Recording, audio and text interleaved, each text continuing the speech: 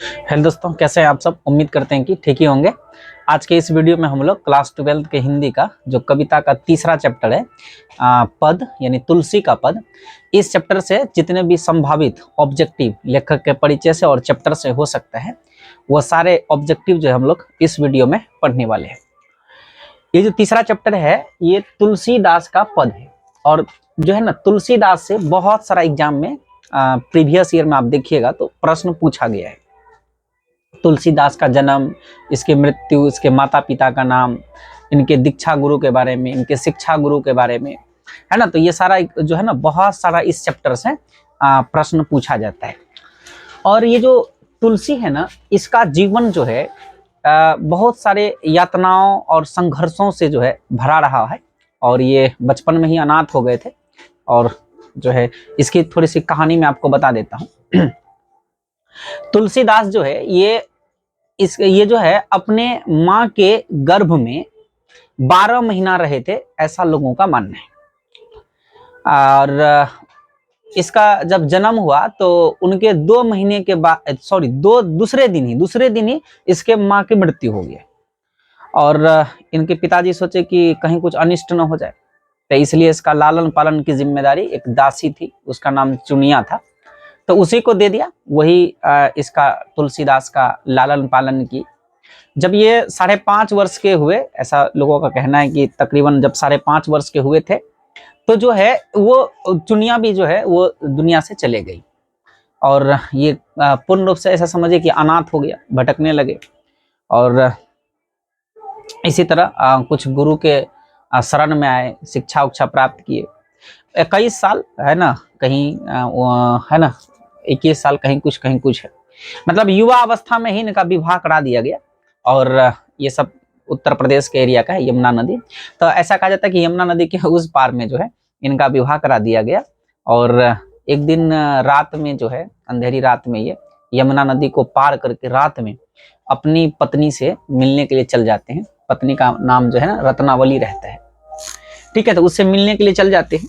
और तो वहां जब पत्नी से मिलने के लिए जाते हैं तो वहां जो है थोड़ा बहुत ऐसा कहा जाता है कि बहस भी हुआ था। एक ऑब्जेक्टिव पूछा हुआ क्लास में कि कैसे इसमें अंदर वैराग्य की भाव आया और गृहस्थ जीवन को त्याग दिया। तो उसमें लिखा था कि पत्नी की फटकार।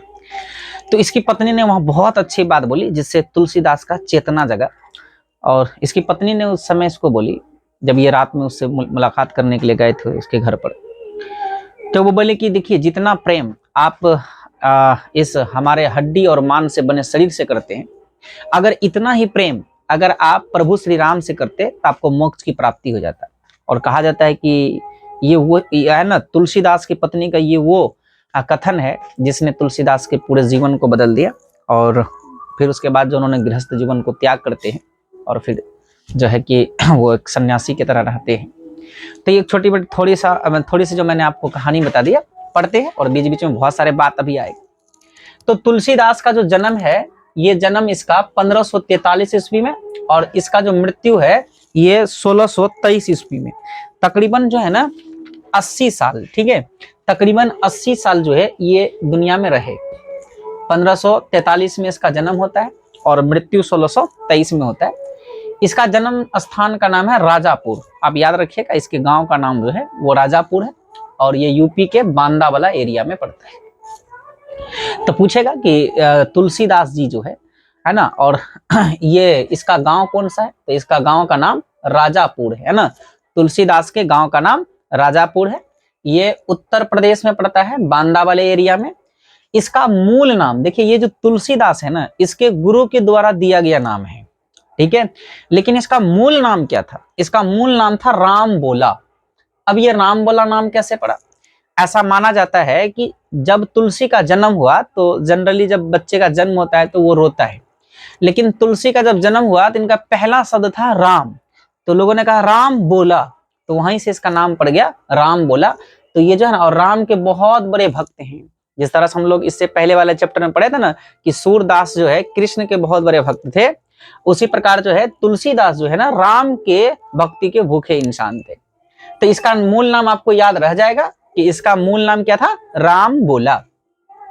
इसके माता का नाम हुलसी और पिता का नाम आत्माराम दुबे था। माता का नाम हुलसी और पिता का नाम आत्माराम दुबे। अब ऐसे ही याद आपको रह जाएगा कि तुलसी के मम्मी का नाम हुलसी है, तो इस तरह से याद रह जाएगा। और आत्माराम दुबे, दुबे जी है ना, ये इसके पिताजी का नाम है। इसका अस्थाई निवास पूछेगा तो आप याद रखिएगा कि इसका अस्थाई निवास जो है वो काशी था, ठीक है, जो उत्तर प्रदेश में पड़ता है, तो वहां पर। और इसकी पत्नी रत्नावली थी। इसकी पत्नी कौन थे? तो इसका पत्नी का नाम था रत्नावली, और वैराग्य के कारण बिछोह हुआ था, है ना। बाद में मैंने ये बताया कि इसकी पत्नी से जब ये रात में मिलने के लिए गए थे, तो उसकी पत्नी ने जो है इनसे एक बात बोली थी कि इस रात में, अंधेरी रात में आप यमुना नदी को पार करके हमसे मिलने आ गए, और कितना प्रेम आप हमसे करते हैं, और इस हमारे शरीर जो हड्डी और मांस का बना हुआ है, इससे आप इतना प्रेम करते हैं, अगर आप प्रभु श्री राम से इतना प्रेम करिएगा तो आपको मोक्ष की प्राप्ति होगा। और फिर धीरे धीरे जो है वो वैराग्य के भाव उसके अंदर आ जाता है, इसके कारण जो है पत्नी से उसका बिछोह हो जाता है। इसका प्रतिपालक दासी का नाम क्या था? चुनिया था। मैंने अभी बताया था ना कि ये माँ के गर्भ में 12 महीने रहा था, उसके बाद इसका जन्म हुआ था। जन्म के दूसरे दिन इसके माता का देहांत हो गया, ऐसा लोग कहते हैं। उसके बाद इसके पिताजी ने सोचा कि कहीं कुछ अनिष्ट न हो जाए, और जो है इसीलिए उन्होंने जो है कि इसको पालने पोसने के लिए दासी चुनिया नाम करके था, उनको दे दिया। तो एग्जाम में पूछेगा कि तुलसीदास के प्रतिपालक दासी कौन थी, तो उसका नाम क्या था? तो चुनिया नाम था। उसके बाद जो है ना, ये चुनिया भी इसका देहांत हो गया। उस समय तुलसीदास, ऐसा माना जाता है कि 5.5 साल के थे उस समय, चुनिया भी दुनिया से चल गई, और जो है कि एक तरह से अनाथ हो गया। इसके पिताजी का भी बाद में देहांत हो जाता है। और ये जो है शिक्षा गुरु जो है इसका एक शेष सनातन नाम करके, काशी के बहुत बड़े विद्वान थे शेष सनातन, उन्होंने ही इनको जो राम बोला है यानी तुलसीदास, इनको शिक्षा देना स्टार्ट किया। उसके बाद जो है शिक्षा में चारों वेद और 6 दर्शन, 6 दर्शन, इतिहास, पुराण, इन सब चीजों का इन्होंने शिक्षा प्राप्त किया।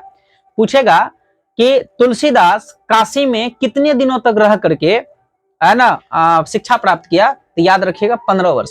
तो 15 वर्ष तक काशी में रह करके काशी के जो विद्वान थे शेष सनातन, उनसे जो है इसने शिक्षा प्राप्त किया। किन किन चीजों का शिक्षा प्राप्त किया? चारों वेदों का, 6 दर्शन का, इतिहास का, पुराण का, इन सब का जो है इन्होंने शिक्षा को प्राप्त किया। इसके दीक्षा गुरु कौन थे? तो इसके दीक्षा गुरु थे नरहरि दास, है ना। नरहरि दास जो है इसके दीक्षा गुरु थे। और शिक्षा गुरु पूछेगा तो आप याद रखिएगा शेष सनातन, ठीक है। दीक्षा में 2 है, शिक्षा में 100 है, तो 100 से याद रखिएगा शेष।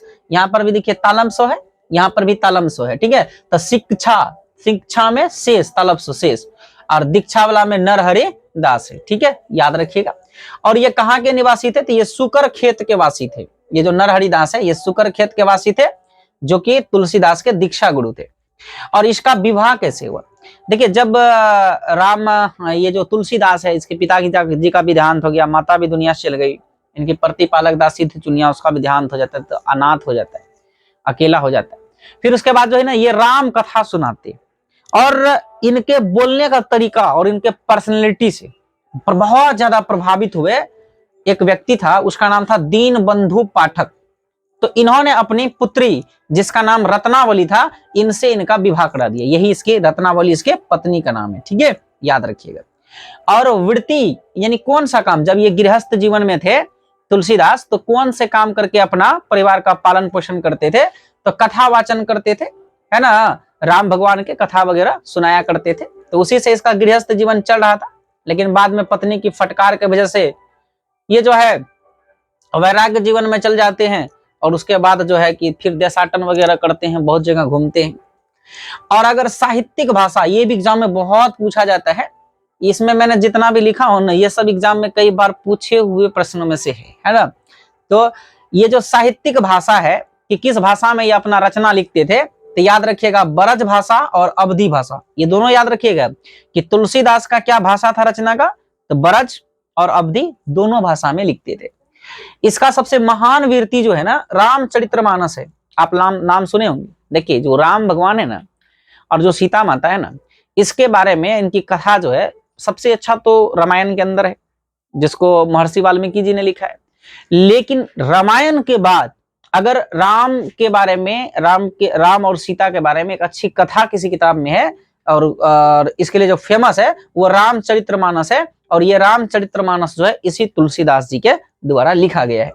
इसके अलावा विनय पत्रिका, ये इसका बहुत इंपॉर्टेंट रचना है ना। और जो आप इस चैप्टर में जो पढ़ते हो ना तुलसी के पद, जो 2 पद दिया हुआ है, ये दोनों पद जो है ना विनय पत्रिका से ही लिया गया है ना। मैं आगे कहीं है ना, यहाँ देखिए लिखे है कि यहाँ पर जो दोनों पद है ना, ये दोनों पद जो है विनय पत्रिका से लिया गया है। तो इस तरह से आप याद रखिएगा कि तुलसीदास के द्वारा ऐसे तो बहुत सारे रचना है, लेकिन सबसे जो प्रसिद्ध रचना है वह रामचरितमानस और दूसरा नंबर का विनय पत्रिका, ये सबसे प्रसिद्ध है।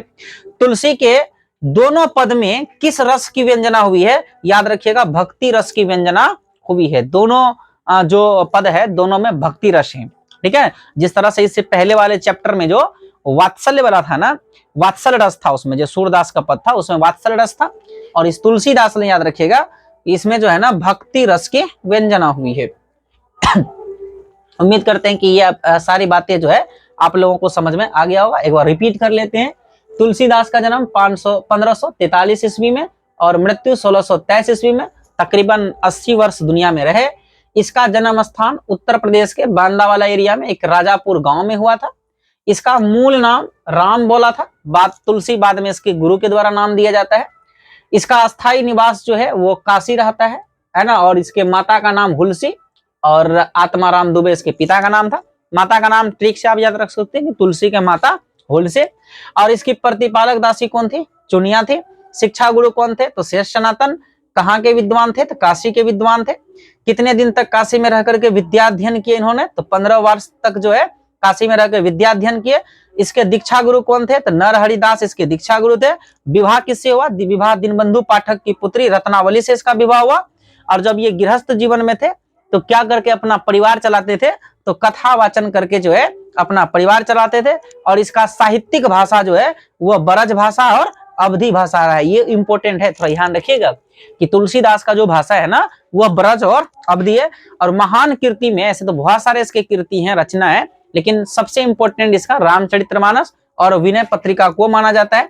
और तुलसी के जो दोनों पद इस चैप्टर में लिए गए हैं ना, ये विनय पत्रिका से लिया गया है। और दोनों पद के अंदर में किस रस की व्यंजना हुई है? तो भक्ति रस की व्यंजना हुई है।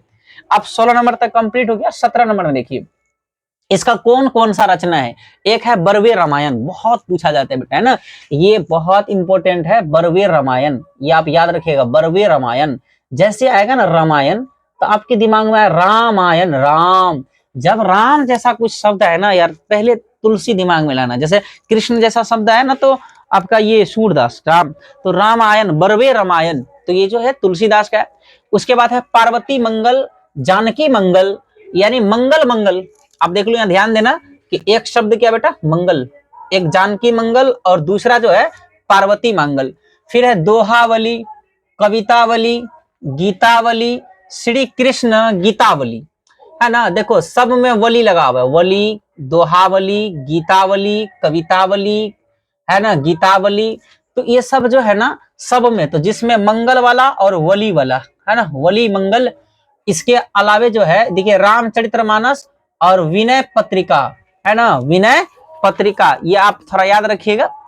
तो आपको ना 2-3 तो याद हो ही गया होगा। एक बरवे रामायण ये तुलसीदास जी का है, रामचरितमानस ये भी तुलसीदास जी का है, विनय पत्रिका जिससे ये तुलसी का दोनों पद यहाँ चैप्टर में लिया गया है।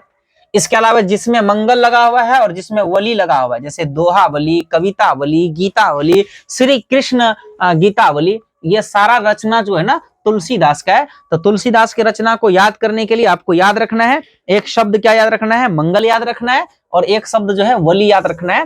तो पार्वती मंगल, जानकी मंगल, दोहावली, कवितावली, गीतावली, इसके अलावा रामचरितमानस, विनय पत्रिका और बरवे रामायण, ये इसके रचना है। और सबसे इंपॉर्टेंट रचना कौन है? तो एक रामचरितमानस और दूसरा विनय पत्रिका, है ना, ये याद रखिएगा।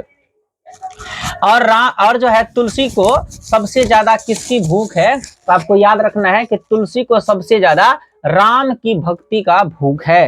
तुलसी जो है ना राम शब्द का खाली रा सुनते थे ना तो एकदम खुशी से झूम उठते थे, ऐसा समझिए, बहुत खुश हो जाते थे। तो आप इससे अंदाजा लगा सकते हैं कि तुलसीदास जो है कि राम शब्द का केवल रा सुन करके है ना, खुशी से झूम उठते थे कि कितना बड़े राम का भक्त रहे होंगे, है ना। तो ये राम के भक्त थे। तुलसी की प्रथम पद में किसकी स्तुति है? तो आप लोग जब ये पद पढ़े होंगे तो उसमें देखेंगे कि पहले पद में जो है ना वो सीता जी से स्तुति करते हैं, प्रार्थना करते हैं कि हे सीता माता, जब भी आपको उचित अवसर मिले तो मेरे बारे में, मेरी दीनता के बारे में जो है वो आप राम जी से बोलिएगा। तो ये विनती उसने पहले वाले में किया है। और दूसरे पद में क्या है कि ये राम जी से कह रहे हैं कि हे प्रभु श्री राम, मैं तो प्रातः काल में ही आकर के आपके दरवाजे पर बैठा हूं, ज्यादा कुछ तो आपसे नहीं मांग रहा हूं, केवल आपका छोटा सा कृपा है ना, कृपा का एक छोटा सा टुकड़ा के लिए जो है मैं यहाँ पर हूं। अगर वो हमको मिल जाएगा तो मेरे जो है कि मेरा नैया पार हो जाएगी। ठीक है, तो ये दूसरे वाले पद में। तो तुलसी की प्रथम पद में किसकी स्तुति है? तो याद रखिएगा सीता जी की स्तुति है ना, सीता जी की स्तुति है, सीता माता का। और तुलसी के दोनों पद कहां से लिए गए? तो तुलसी का दोनों पद जो है विनय पत्रिका से लिया गया है। कबहू का अम्ब अवसर पाई में, कबहू का अम्ब अवसर पाई, यानी जब आपको अम्ब मतलब अम्ब संबोधन किसके लिए यहां पर है? तो यहां पर जो कहा गया कि कबहू का अम्ब अवसर पाई, यानी जब भी आपको कोई अवसर मिले, तो यहां पर जो अम्ब शब्द है ये किसके लिए? तो आप याद रखिएगा जो अम्ब शब्द है ना ये सीता माता के लिए है ना। यहाँ पर अम्ब किसको कहा गया है? तो सीता जी को कहा गया है। हनुमान बाहुक को किस कृति का अंग माना गया है? तो हनुमान बाहु को कवितावली का अंग माना गया। याद रखिएगा कवितावली, यानी अभी मैंने बताया ना कि तुलसीदास की रचना को याद रखने के लिए वली वली वली याद रखना है। तो ये कवितावली जो है ना ये इसी का अंग है, हनुमान बाहुक। ठीक है, तो हनुमान बाहुक जो है ये तुलसीदास के किस कृति का, किस रचना का अंग है? तो आंसर में होगा कवितावली का। हनुमान बाहुक रचना कितने छंदों की है? तो आपको याद रखना है कि 44 छंदों की है। यानी हनुमान बाहुक जो रचना है ये टोटल 44 छंदों की रचना है। तो 23 नंबर तक कंप्लीट हुआ। और 24 नंबर में है ना ये जो है ना ज्यादा ही इंपॉर्टेंट है। ठीक है, याद रखिएगा ये जो तुलसी है ये मध्यकालीन कवि है ना, मध्यकाल के कवि है और सगुण भक्ति धारा के कवि है। कौन सा? सगुण भक्ति धारा के कवि है और राम भक्ति शाखा के कवि है। जैसे प्रेम मार्गी कवि जो पहला चैप्टर करवक था उसके जो लेखक थे कवि थे मलिक मोहम्मद जैसी, वो प्रेम मार्गी है। और कृष्ण मार्गी जो है वो सूरदास जी है। और राम मार्गी पूछेगा राम भक्ति शाखा का तो वो कौन है? तो वो तुलसी जी है।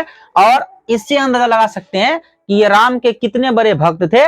राम शब्द का केवल रा उच्चारित होते ही ये आनंद मग्न हो जाते थे। तो इस है ना, तो इससे पता चलता है कि राम भगवान के जो है बहुत बड़े भक्त थे। इसके अलावा इसको हिंदी के शीर्षस्थ जातीय महाकवि भी कहा जाता है।